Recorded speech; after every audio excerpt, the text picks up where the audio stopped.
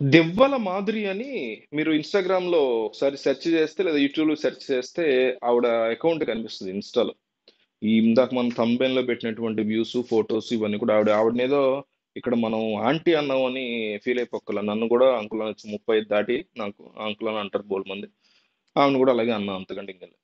So, అయితే దివ్వల మాధురి యొక్క Instagram account, YouTube channel చూస్తే మనకి ఒక ఇంట్రెస్టింగ్ పాయింట్ తెలుస్తుంది. అదేంటంటే ఇంత సడెన్‌గా హైందవి గాని, నవీన గాని అంటే ఈ దువ్వాడ శ్రీనివాస్ యొక్క పిల్లలు పెద్ద కూతురు, చిన్న కూతురు వీళ్ళింత సడెన్‌గా ఎందుకు దివ్యల మాధురి మీద పడ్డారు అంటే, అంటే వన్ ఆఫ్ ద రీజన్స్ అయ్యుండొచ్చు అనిపించింది నాకు.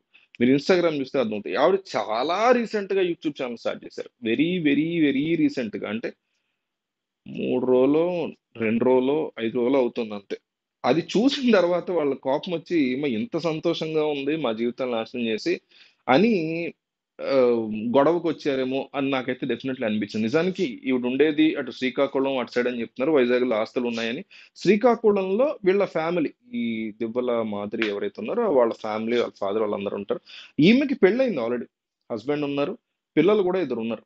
సో, వాళ్ళతో ప్రస్తుతానికి ఉండట్ల. దానికి మళ్ళీ 'దువ్వాడ శ్రీనివాస్' రీజనా? లేకపోతే ఇంకెవరి రీజనా అనేది మనకు తెలీదు. 'దువ్వాడ శ్రీనివాస్' గురించి ఆమె చెప్తూ, ఒక బిడ్ పిల్లలకి తండ్రి మీద అంత ప్రేముంటే, అతనికి టికెట్ వచ్చినప్పుడు ఎందుకు రాలేదు? అతనికి పార్టీ తరఫున అతనికి ఎన్నికల్లో అతను గెలవాలని అతని తరఫున ఎందుకు మీరు పని చేయలేదు? ఇప్పుడే ఎందుకు గుర్తొచ్చాడు? అతను రోడ్డు మీద ఉన్నటువంటి రోజుల్లో మీరేమైపోయారు? ఒక అధికార పార్టీకి చెందినటువంటి ఎమ్మెల్సీ పోనీ ప్రతిపక్ష పార్టీకి చెందిన టీడీపీ అప్పట్లో ప్రతిపక్ష పార్టీ అని టీడీపీకి సంబంధించిన ఎమ్మెల్సీ అనుకుందాం. ఒక ఎమ్మెల్సీ రోడ్డు మీద ఉంటాడా? అంత పరిస్థితి ఉంటదా అసలు ఎమ్మెల్సీకి? నాకది అర్థం కాల. అంటే ఆరోగ్యం బాలేక ఏమన్నా ఆయన రోడ్డున పడ్డాడా? లేకపోతే ఒంటరి వాడైపోతే ఈవిడ చూసుకున్నానని చెప్తున్నారో అర్థం కాలే గానీ, ఆవిడ చాలా దర్జాగా నా భర్త, నాకిప్పుడు ఆయన భర్తతో సమానం. లేకపోతే మేము సహజీవనంలో ఉంటున్నాం. ఒక కేర్ టేకర్‌గా నేను జాగ్రత్తగా చూసుకుంటున్నా. అతని పరిస్థితి బాలేదు. మెంటల్‌గా, ఫిజికల్‌గా, హెల్త్ పరంగా పాడైంది. అందువల్ల నేను చూసుకుంటున్నానని చెప్పి చాలా ధైర్యంగా చెప్తున్నారు. దానికి సుప్రీం కోర్ట్ నార్మ్స్‌ని కూడా ఆవిడ ఉదాహరిస్తున్నారు. లీగల్‌గా ఆవిడని ఎవరు టచ్ చేయలేనటువంటి సిట్యుయేషన్ అయితే డెఫినెట్‌లీ కనిపిస్తుంది. కానీ అడల్టరీ అనే దాని కింద లెజిస్లేటివ్స్ అయితే కంటిన్యూ చేయలేరు.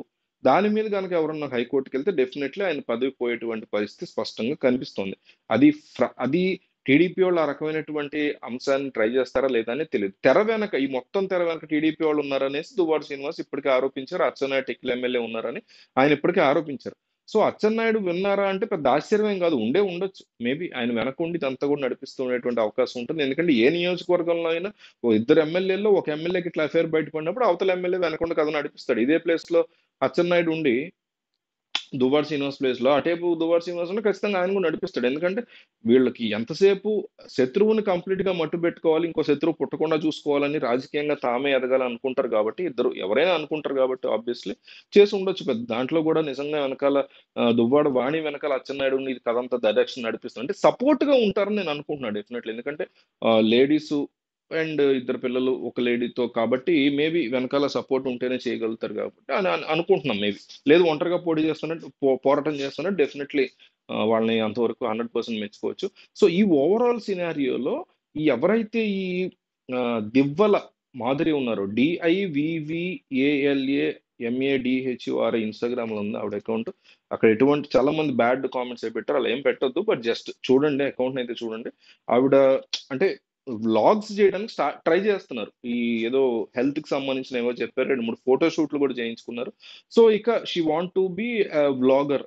వ్లాగ్స్ చేస్తారు కదా! యూట్యూబ్‌లో తాము వెళ్ళినటువంటి ప్లేసెస్ గాని, లేకపోతే తమ ఇంటికి సంబంధించిన హోమ్ టూర్స్ అని, ఈ టైప్ ఆఫ్ చేయడానికి ఆమె సిద్ధపడ్డారు. మేబీ వైసీపీ పార్టీకి మహిళా అధ్యక్షురాలుగా ఉన్నారు. పార్టీ కూడా ఓడిపోయింది. ఉత్తరాంధ్రలో ఇప్పట్లో పుంజుకునే పరిస్థితి లేదు కాబట్టి, అదే లేదనుకుంటున్నారు కాబట్టి, మేబీ అందువల్ల కాస్త సైడ్ అయ్యి హ్మ్. వేరేలాగా ఏమన్నా ఈ రకంగా ఇట్లా యూట్యూబ్ కొన్నాళ్ళు చేద్దామని అనుకున్నారు. ఇంట్రెస్ట్ ఉండొచ్చు కదా! చాలా మందికి అందులో తప్పేముంది. సో, అందువల్ల స్టార్ట్ చేశారేమో. కరెక్ట్‌గా స్టార్ట్ చేసిన వెంటనే ఆ ఒక్క రోజుకో లేకపోతే 48 గంటలకో వీళ్ళు తగులుకున్నారని నాకైతే ఆ ఛానెల్ చూసినప్పుడు, ఆ ఇన్‌స్టాగ్రామ్ అకౌంట్ చూసినప్పుడు అనిపించింది. ఎందుకంటే అప్పుడే స్టార్ట్ చేశారు ఆవిడ. చేసిన రెండో రోజో 24 గంటలు, 48 గంటలోనో పిల్లలు కూతుళ్ళిద్దరూ కూడా వెళ్లి ఆయన మీద ఆయన ఇంటి మీదకెళ్ళిపోయారు ఏకంగా.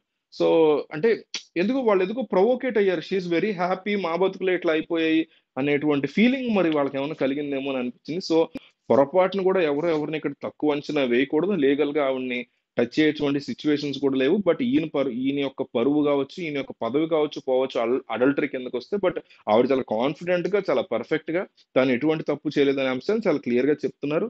ఇది కొంతమందికి అది తప్పవచ్చు, కొంతమందికి అది తప్పవ్వకపోవచ్చు గానీ, పిల్లలిద్దరూ బాధపడుతున్నారు అన్నది చాలా బాధాకరం. ఇప్పుడు కూతుళ్ళిద్దరు నేను వాణి గారు గాని, లేకపోతే మాధురి అనే ఆవిడ గాని వీళ్ళిద్దరి విషయం మనం పక్కన పెడితే, కూతుళ్ళిద్దరు ఎవరి పిల్లలు అట్లా బాధపడుతున్నారు. నవీన కానీ, హైందవి గాని వాళ్ళిద్దరూ తండ్రి కోసమా, ఇంకేదన్నా వాళ్ళ ఈగోయిస్టిక్ థింగ్ కోసం గాని చాలా బాధపడుతున్నారు. ఈ విషయాన్ని కాంప్రమైజ్ చేసుకోవాల్సినటువంటి బాధ్యత ఖచ్చితంగా శ్రీనివాస్‌కి ఉంటది. వాణిని పక్కన పెడితే కూతుళ్ళిద్దరితో కూర్చొని థింగ్స్‌ని కాంప్రమైజ్ చేసుకోవాల్సినటువంటి బాధ్యత ఒక తండ్రిగా ఈ వ్యక్తికి ఖచ్చితంగా ఉంటది. ఆ అంశం వరకు మాధురి అయినా సరే ఆయనకి సపోర్ట్ చేయాల్సిందే.